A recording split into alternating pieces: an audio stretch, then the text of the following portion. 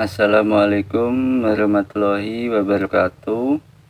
Perkenalkan, nama saya Chandra Purwanto. Di sini saya akan menjelaskan mengenai tahapan analisis strategi matriks BCG atau Before Consulting Group dan tujuan dari matriks BCG tersebut.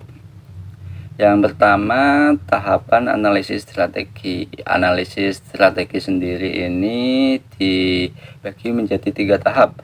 Yang pertama yaitu input, pencocokan, dan keputusan. Ya, untuk input sendiri itu mengidentifikasi dari faktor internal, eksternal, dan kompetitor. Yang kedua, pencocokan. Untuk pencocokan ini kita membentuk strategi yang sesuai dan efektif menggunakan alat seperti SWOT, SPACE, BCG, dan IE. Kemudian yang ketiga yaitu keputusan. Kita akan menggunakan TSPM untuk mengevaluasi strategi-strategi yang telah kita buat dan memilih strategi yang paling baik. Materi yang kedua yaitu mengenai matriks BCG. Di sini dengan matriks BCG kita dapat menilai pertumbuhan pasar. Jika pertumbuhan pasar di atas 10% per tahun, maka hal itu dianggap sebagai pertumbuhan yang sangat signifikan dan menunjukkan daya tarik pasar.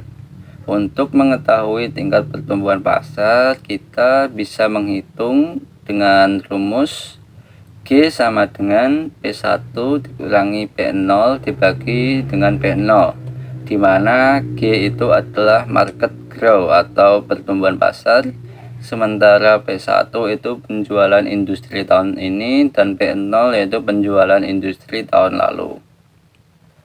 Kemudian yang ketiga yaitu manfaat dari matriks BCG. Matriks BCG sendiri digunakan untuk menganalisis unit bisnis berdasarkan pangsa pasar relatif dan pertumbuhan pasar. Yang pertama itu ada STAR ya. Pangsa pasarnya sangat tinggi, pertumbuhannya tinggi, dan untuk itu perlu investasi. Kemudian cash cow, pangsa pasar tinggi namun pertumbuhannya rendah sehingga bisa dijadikan sebagai sumber dana utama. Kemudian yang ketiga ada question mark, yaitu pangsa pasar rendah dan pertumbuhan tinggi dan dapat dinilai sebagai keputusan strategis penting. Serta dog, pangsa pasar dan pertumbuhannya rendah, bisa dilikuidasi atau dihentikan. Di sini saya akan membacakan uh, slide 3 matriks EA. Pertama itu internal eksternal menurut Omar pada tahun 2009 dan Indonesia 2016 dalam analisis strategi internal dan eksternal. Matriks internal eksternal ini terdiri dari dua kelompok, yaitu ada total matriks IFE pada sumbu X dan total matriks EFE pada sumbu Y. Pada sumbu X, skor bobot IFE itu 1 sampai 1,99 menunjukkan posisi internal yang lemah. Sedangkan skor 2 sampai 2,99 itu menunjukkan posisi internal yang sedang, dan skor 3 sampai 4 menunjukkan posisi internal yang sangat baik. Matriks internal eksternal ini juga ada sel 1, 2, dan 4 itu menunjukkan strategi intensif dan integratif atau dalam 4 tahap pengembangan.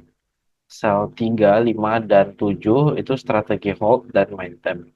Sel 6, 8, dan juga 9 itu strategi defensif, investasi, likuidasi. Penggunaan matriks ini bertujuan menentukan posisi strategis perusahaan berdasarkan kekuatan internal dan pengaruh eksternal, merumuskan strategi yang paling sesuai dengan tujuan untuk mengetahui kinerja perusahaan. Lalu kita masuk dalam grand strategi matrix. Berdasarkan dua dimensi, yang pertama itu pertumbuhan pasar dan posisi yang kompetitif. Kuadran 1 menunjukkan strategi penetrasi, pengembangan produk dan pasar. Kuadran kedua itu strategi intensif dan inovatif.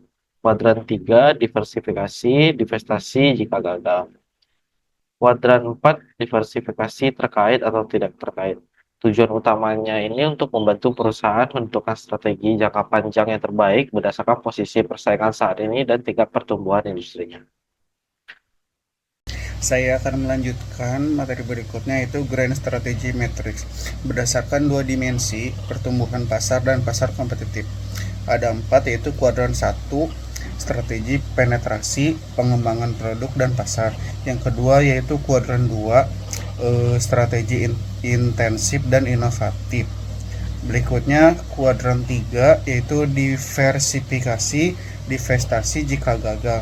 Dan yang terakhir yaitu kuadran 4, diversifikasi terkait atau tidak terkait. Tujuan utama dari Grand Strategy Matrix adalah membantu perusahaan menentukan strategi jangka panjang terbaik berdasarkan posisi persaingan saat ini dan tingkat pertumbuhan industrinya.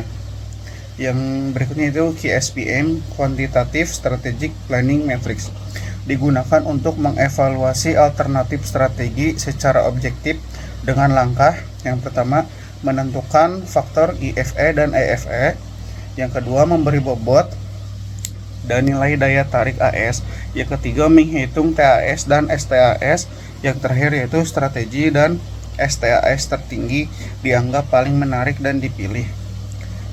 Berikutnya bisa dilihat gambar, yaitu gambar matriks QSPM.